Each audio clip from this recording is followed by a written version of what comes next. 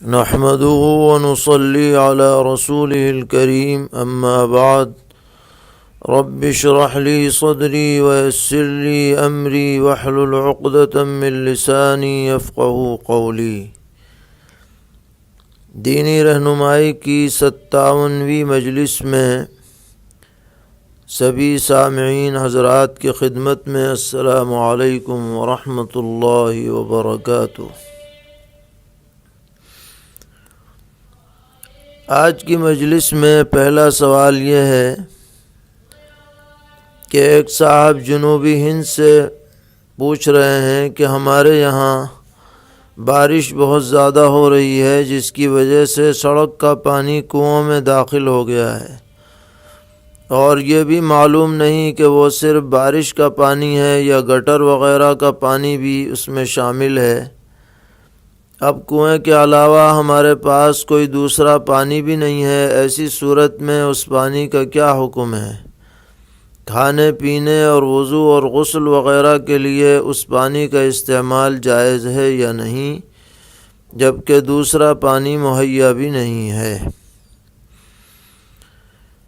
تو اس سلسلے میں جواباً عرض ہے کہ اگر اس پانی میں نجاست کا اثر یعنی بو، رنگ، ذائقہ وغیرہ غالب نہ ہو تو یہ سارا پانی مائع جاری کے حکم میں ہو کر پاک ہوگا، اور اس سے وضو اور غسل وغیرہ کرنے میں کوئی حرج نہیں ہے۔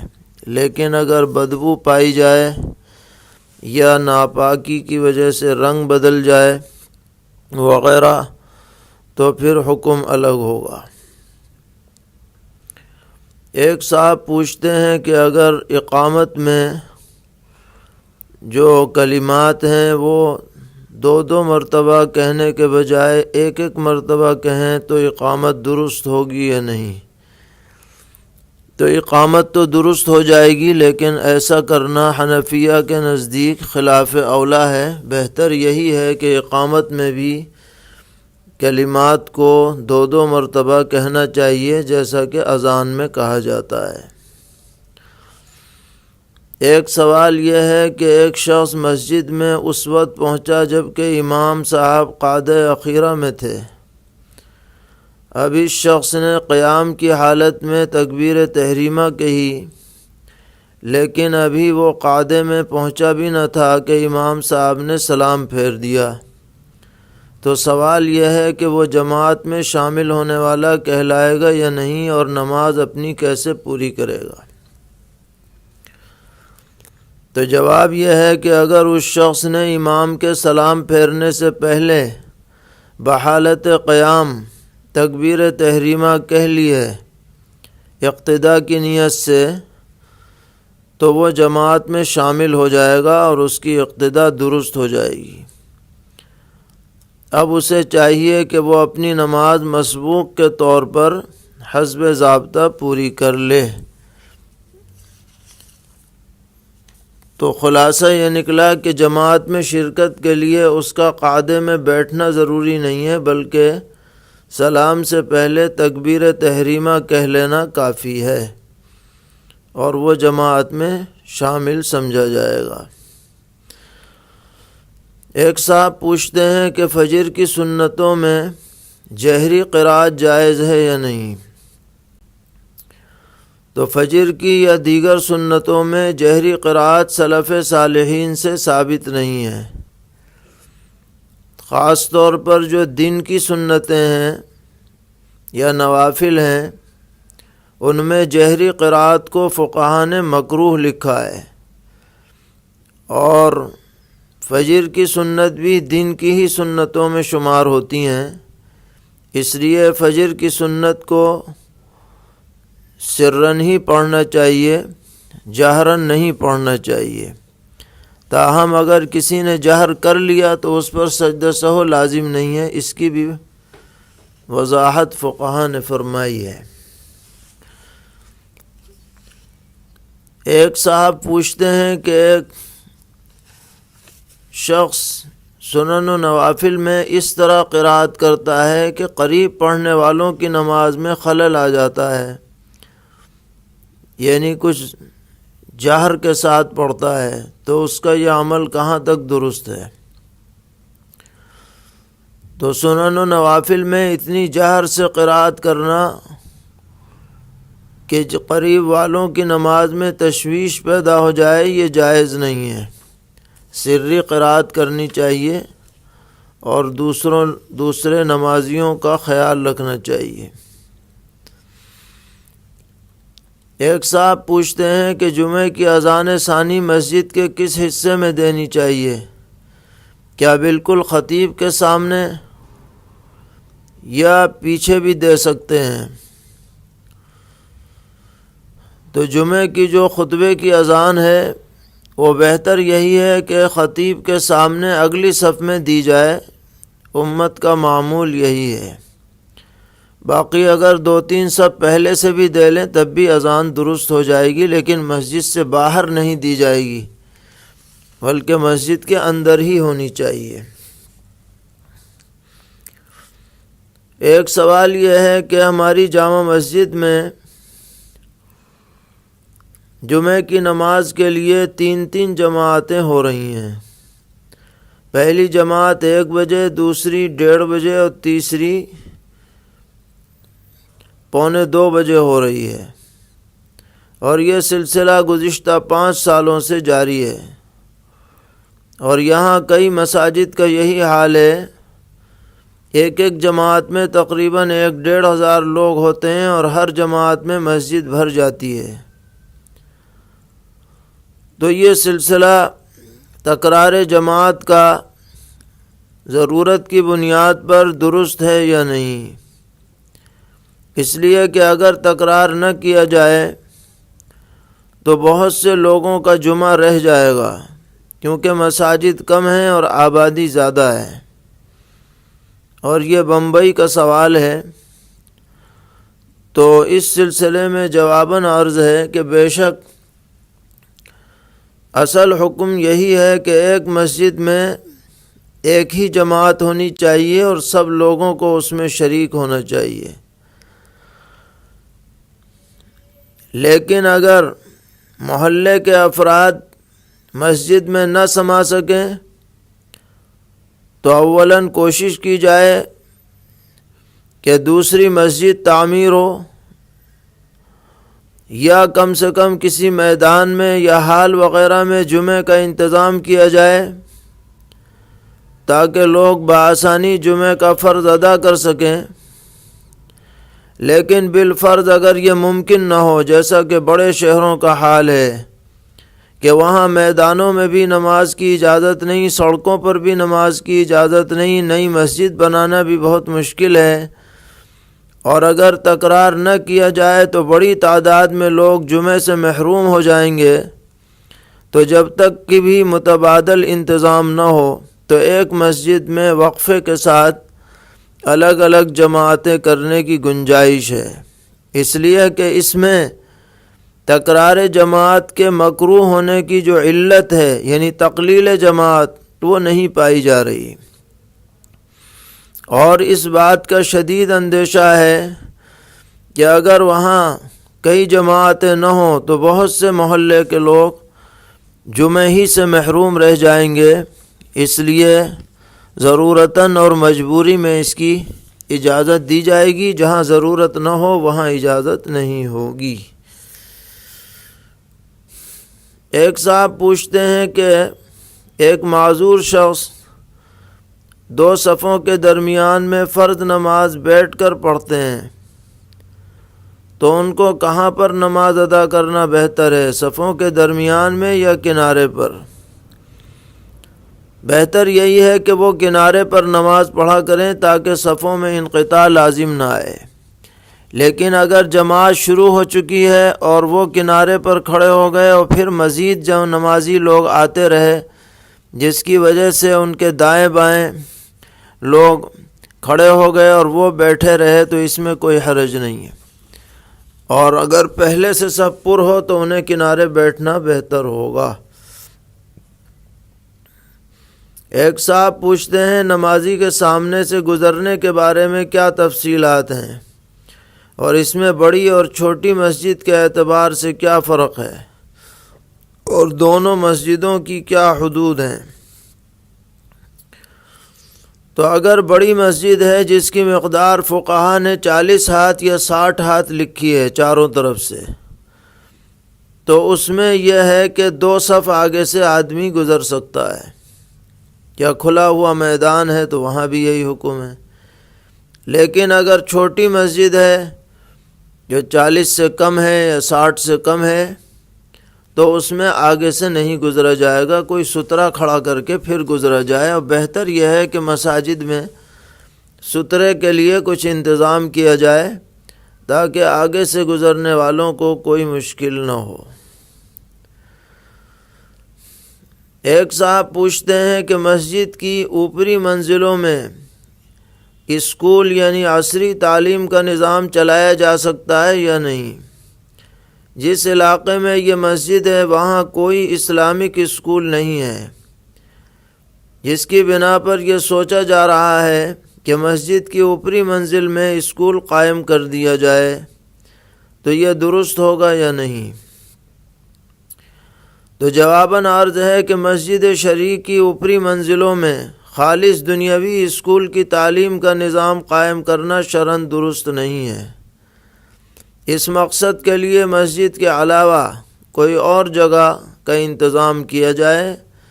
مسجد میں صرف دینی تعلیم کا نظم ہونا چاہیے، دنیاوی تعلیم کے لیے کوئی کرائے پر جگہ لی جائے یا کوئی الگ عمارت بنائی جائے، ضروری وہ بھی ہے لیکن اس کے لیے مسجد کا استعمال مناسب نہیں۔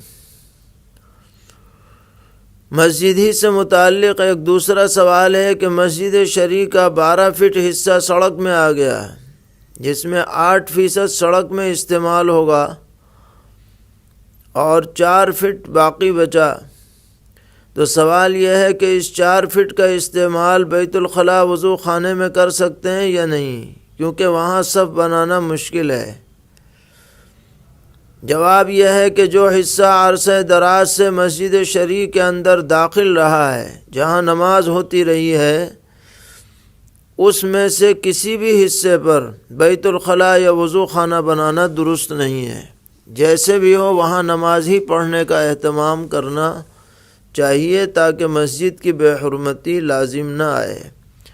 سڑک میں جو چلی گئی وہ مجبوری کی بات ہے، اسے بھی روکنے کی کوشش کرنی چاہیے تھی، لیکن جو مجبوراً چلی گئی، لیکن جو بچی ہے اس کی بہرحال اس بارے میں اہتمام رکھنا ضروری ہے کہ اس میں کوئی بھی غیر مسجد والا کام انجام نہ دیا جائے۔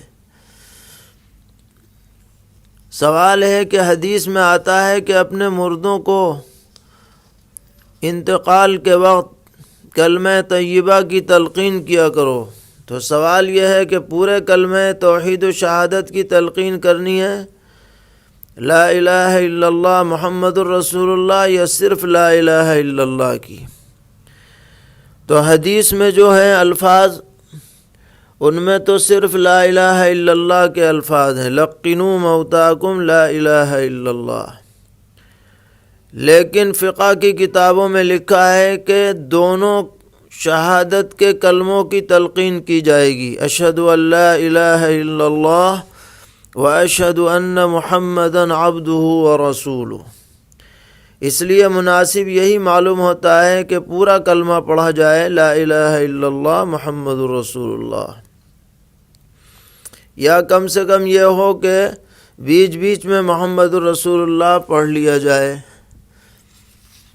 اور کثرت سے لا الہ الا اللہ پڑھا جائے، اور تلقین کی شکل یہ ہے کہ صرف اس کے سامنے بآواز بلند کلمہ پڑھتے رہیں، اس کو تاکید نہ کریں کہ پڑھو، کیونکہ ہو سکتا ہے کہ وہ جھنجلا جائے تکلیف کی وجہ سے اور انکار کر دے، اس لیے صرف پڑھنا ہے بطور یاد دہانی کے، یہی تلقین کا مطلب اور مقصد ہے۔ ایک صاحب پوچھتے ہیں کہ خودکشی کرنا گناہ ہے، لیکن خودکشی کی نماز جنازہ میں شرکت کرنا درست ہے یا نہیں؟ اور اس بارے میں عام لوگوں میں اور مقتدی حضرات کے حکم میں کوئی فرق ہے یا دونوں کا حکم یکساں ہے؟ جواب یہ ہے کہ خودکشی بے شک گناہ ہے، لیکن اگر خودکشی کرنے والا مسلمان ہے تو اس کی نماز جنازہ ضرور ادا کی جائے گی، اور اگر مقتدی حضرات کے اس جنازے میں شرکت نہ کرنے کی بنا پر لوگوں میں تنبیہ ہو اور عبرت حاصل کریں اور کسی کو آئندہ اس طرح کے عمل کی ہمت نہ ہو تو ایسے مواقع پر مقتدی حضرات اس میں نہ شرکت کریں تو بہتر ہے، لیکن عوام الناس شریک ہو جائیں اور اس کے لیے دعائے مغفرت کریں، اللہ تعالیٰ اس کے گناہ کو بخش دے اور اس کی غلطی کو درگزر فرما دیں۔ پوچھ رہے ہیں کہ قبر کا پٹاؤ اندر کے گڑھے سے کتنا دور اوپر ہونا چاہیے، اور میت کو لٹانے کے بعد اوپر کتنی جگہ خالی رکھنی چاہیے، سنت طریقہ کیا ہے، تفصیل سے بتائیں۔ تو سنت طریقہ قبر بنانے کا یہ ہے کہ قبر کے دو حصے ہوتے ہیں، ایک سطح زمین سے پٹاؤ رکھنے تک کا حصہ، یہ تقریباً آدمی کے نصف بدن کے مقدار پر ہونا چاہیے، یوں سمجھیے کہ 1 گز، جو ہمارے ہاں گز استعمال ہوتا ہے انگریزی، اس کو 1 گز تقریباً سطح زمین سے پٹاؤ کا اوپری حصہ اتنا گہرا ہونا چاہیے۔ اس کے بعد نیچے جو گڈھا جس کے اندر میت کو رکھا جاتا ہے وہ اتنا کافی ہے کہ پٹاؤ رکھنے میں وہ تختے اس کے بدن کو نہ لگیں، اور یہ میت کی جسمانی ساخت کے اعتبار سے کم و بیش ہو سکتا ہے، اس کو زیادہ گہرا کرنے کی ضرورت نہیں ہے۔ تو یوں سمجھیے کہ 1.5-2 فٹ اگر نیچے رکھ دیا جائے تو اس میں بآسانی میت کو رکھا جا سکتا ہے۔ اس کے بعد پٹاؤ رکھا جائے اور اوپر سے مٹی ڈال دی جائے تو ایسی شکل میں قبر محفوظ بھی ہوتی ہے، زیادہ دن تک باقی بھی رہتی ہے اور ڈھاتی نہیں ہے، اور جو مٹی قبر سے نکلتی ہے وہ سب قبر میں سما جاتی ہے۔ اور بعض جگہ پر یہ دیکھا گیا کہ نیچے کا حصہ زیادہ گہرا کر دیتے ہیں اور اوپر کا حصہ بہت ہی کم گہرا رہتا ہے، یہ طریقہ ٹھیک نہیں ہے۔ بہتر طریقہ وہی ہے جو ہم نے پہلے بیان کیا، اس کو جاری کرنا چاہیے، اس کا اہتمام رکھنا چاہیے۔ زکوٰۃ کے بارے میں ایک مسئلہ ہے کہ ہم نے بھٹے پر پیشگی اینٹ خریدنے کے لیے پیسے دے دیے ہیں، تو کیا ان پیسوں کی زکوٰۃ نکلے گی؟ جی ہاں، یہ آپ نے پیسے بطور قرض دیے ہیں، اس لیے وہ آپ کی مالیت ہے اور آپ حساب لگا کر کے اس کی زکوٰۃ ادا کریں گے۔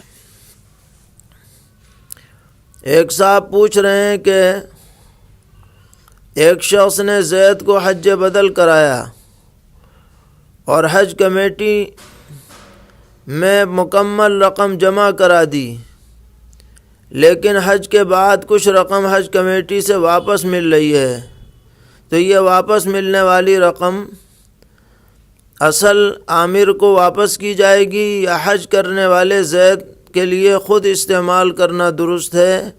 اس بارے میں وضاحت مطلوب ہے۔ جواب یہ ہے کہ حج کے بعد جو رقم واپس آئی ہے وہ حج بدل کے لیے بھیجنے والے شخص کو واپس کی جائے گی۔ زید کے لیے اس رقم کو اس کی اجازت کے بغیر استعمال کرنا درست نہیں ہے۔ ہاں، اگر وہ اجازت دے دے تو بات الگ ہے، بغیر اجازت کے خود استعمال نہیں کر سکتا۔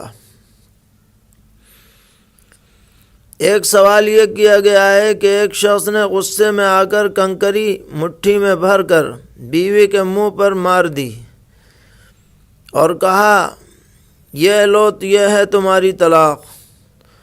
تو معلوم کرنا ہے کہ بیوی پر کتنی طلاق واقع ہوں گی۔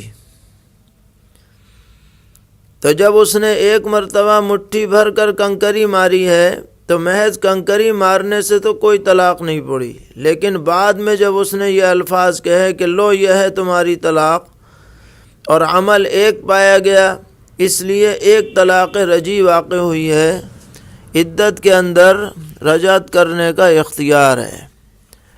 اگر رجعت نہیں کی عدت میں اور عدت گزر گئی تو وہ نکاح سے باہر ہو جائے گی، البتہ دوبارہ نکاح کر کے رکھنے کا اختیار رہے گا۔ تجارت کے بارے میں ایک سوال ہے کہ زید نے 1 کلو چاندی کی قیمت تقریباً 50,000 روپے خالد کو دی کہ اس سے میرے لیے چاندی خرید لو۔ خالد نے وہ پیسے لے کر اپنے پاس رکھ لیے اور اپنی ڈائری میں نوٹ کر لیا، لیکن چاندی نہیں خریدی۔ پھر 3 مہینے کے بعد جب چاندی مہنگی ہو گئی تو زید نے کہا کہ میری چاندی بیچ کر پیسے واپس کرو، تو خالد نے 60,000 روپے واپس کر دیے۔ تو زید کے لیے یہ 10,000 اضافی رقم لینا جائز ہے یا نہیں؟ جواب یہ ہے کہ اس صورت میں چاندی خریدے بغیر محض بازاری نرخ بڑھنے کی بنیاد پر جو اضافی رقم دی جا رہی ہے وہ سراسر سود ہے، اس کا نہ لینا جائز ہے نہ دینا جائز ہے۔ اگر وہ آپ کے بتائے ہوئے طریقے پر چاندی خرید لیتا، خرید کر رکھ لیتا، پھر فروخت کرتا، پھر اس میں سے پیسے ملتے اضافی، تو لینے کا حق ہوتا، لیکن جب چاندی واندی کچھ خریدی نہیں، صرف ڈائری میں نوٹ کر لیا، تو اس سے یہ معاملہ درست نہیں ہوا۔ ایک صاحب پوچھتے ہیں کہ میں کسی کے پاس مزدوری کر رہا تھا اور میرے پاس مالک کے کچھ پیسے رکھے ہوئے ہیں جن کا مالک کو کچھ علم نہیں ہے۔ اسی درمیان لاک ڈاؤن لگ گیا اور مالک نے میری 3 مہینے کی تنخواہ ادا نہیں کی، تو کیا میں اس رکھے ہوئے پیسے سے اپنی تنخواہ نکال سکتا ہوں یا نہیں؟ تو جواب یہ ہے کہ اگر مالک کے ساتھ آپ کا مزدوری کا معاملہ برقرار ہے اور مالک نے آپ کی ملازمت ختم نہیں کی ہے، تو آپ کے لیے گنجائش ہے کہ آپ اس کی رکھی ہوئی رقم سے اپنی تنخواہ وصول کر لیں، اور بعد میں اگر وہ دینے بھی لگے پھر بھی آپ منع کر دیں کہ مجھے تنخواہ مل چکی ہے۔ پوچھتے ہیں کہ ایک شخص دماغی توازن کے اعتبار سے بیمار تھا، اگر وہ اسی حالت میں خودکشی کر لے تو کیا اس پر خودکشی کا گناہ ہوگا یا نہیں، یا شریعت کی نظر میں وہ معذور سمجھا جائے گا؟ جواب یہ ہے کہ اس کا معاملہ اللہ کے حوالے ہے۔ اللہ تعالیٰ چاہیں تو بخش دیں اور چاہیں تو سزا دیں، ہم کچھ نہیں کہہ سکتے کہ پتہ نہیں کس حالت میں اس نے خودکشی کی ہے۔ سوال کرتے ہیں کیا مرچوں سے نظر اتار سکتے ہیں اور اس کا کیا طریقہ ہے؟ کتنی مرچیں لیں گے اور اس پر کیا پڑھا جائے گا؟ اور اس عمل کو کرنے میں کوئی حرج تو نہیں ہے؟ جواب یہ ہے کہ پیغمبر علیہ السلام نے فرمایا کہ نظر حق ہے، یعنی اس کی تاثیر حق ہے۔ اب اس کو اتارنے کے لیے جو طریقہ بھی شریعت کے حدود میں رہتے ہوئے انجام دیا جائے، شرعاً اس کی بھی گنجائش ہے۔ ہمارے بعض اکابر نے اس کا طریقہ اس طریقے پر ذکر فرمایا ہے کہ 11 مرچیں لی جائیں، لال مرچیں ڈنٹھل والی، اور ہر مرچ پر 1 مرتبہ سورہ فاتحہ پڑھ کر جس پر نظر کا اثر ہے اس پر پورے بدن پر اتار دیا جائے، سر سے لے کے پیر تک۔ ہر مرچ پر اسی طرح پڑھ کر اتار کیا جائے اور پھر ان 11 مرچوں کو جلا دیا جائے۔ اگر جلنے پر دھسک آتی ہے تو یہ سمجھا جائے گا کہ اس پر نظر نہیں ہے بلکہ کوئی بیماری وغیرہ ہے۔ اور اگر دھسک نہیں آتی، کاغذ کی طرح بھی یہ سب مرچیں جل جاتی ہیں، تو سمجھا جاتا ہے کہ نظر ہے جو اتری ہے۔ حضرت شیخ الاسلام مولانا سید حسین احمد مدنی نور اللہ مرقدہ اس کی تلقین فرماتے تھے اور اس کی تاثیر بھی محسوس کی جاتی ہے۔ تو اگر کوئی چاہے تو اس طرح یا اس سے ملتا جلتا کوئی عمل کہ جس میں کوئی خلاف شریعت بات نہ کرنی پڑتی ہو، نظر اتارنے کے لیے اس کی گنجائش ہے۔ ایک صاحب پوچھتے ہیں کہ کوئی شخص اپنی نابالغ اولاد کو پیسے دے کر واپس لے سکتا ہے یا نہیں؟ نابالغ اولاد کو پیسے لے کے واپس نہیں لیے جائیں گے۔ اگر لیے جائیں گے تو اس کا بدل دیا جائے گا، کیونکہ نابالغ کی ملکیت آنے کے بعد اس کو بدلا نہیں جا سکتا ہے۔ ایک صاحب پوچھتے ہیں کہ تسبیح پڑھتے ہوئے کلمہ طیبہ لا الہ الا اللہ محمد الرسول اللہ مکمل پڑھا جائے یا صرف لا الہ الا اللہ ہی کی ضرب لگانی ہے؟ جواب یہ ہے کہ مکمل بھی پڑھ سکتے ہیں، اور اگر لا الہ الا اللہ تنہا پڑھیں تب بھی کوئی حرج نہیں، لیکن بہتر ہے کہ بیچ میں 10-12 مرتبہ کے بعد ایک مرتبہ محمد الرسول اللہ بھی پڑھ لیا جائے، تاکہ کلمہ کا دوسرا جز بھی سامنے آ جائے۔ پوچھتے ہیں کہ ایک شخص کا انتقال ہوا اور دور دور تک اس کا کوئی وارث معلوم نہیں ہے، تو اس نے جو مال چھوڑا ہے اس کا کیا کیا جائے؟ جواب یہ ہے کہ اس کو ذمہ دار حضرات کے مشورے سے غربا اور فقراء پر صدقہ کر دیا جائے، اسی کی طرف سے، میت کی طرف سے، تاکہ اس مال کو کسی غلط جگہ پر خرچ نہ کیا جائے، صحیح جگہ پر خرچ ہو اور اس کا ثواب اسے پہنچے۔ اللہ تعالی ہم سب کو دین پر استقامت عطا فرمائے، ہر طرح کے شرور سے محفوظ فرمائے، عافیت سے نوازے، اپنی رضا اور خوشنودی سے مالا مال فرمائے۔ وصلی اللہ تعالی علی خیر خلقہ محمد وآلہ وصحبہ اجمعین برحمتک یا ارحم الراحمین۔